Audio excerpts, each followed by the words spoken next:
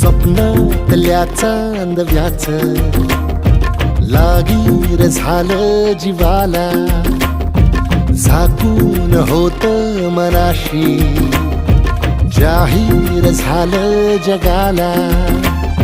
क्षणभर जग हे विसरून सगळे देवढासा दिलासा, पोशील तू श्वास माझा. स्वप्ना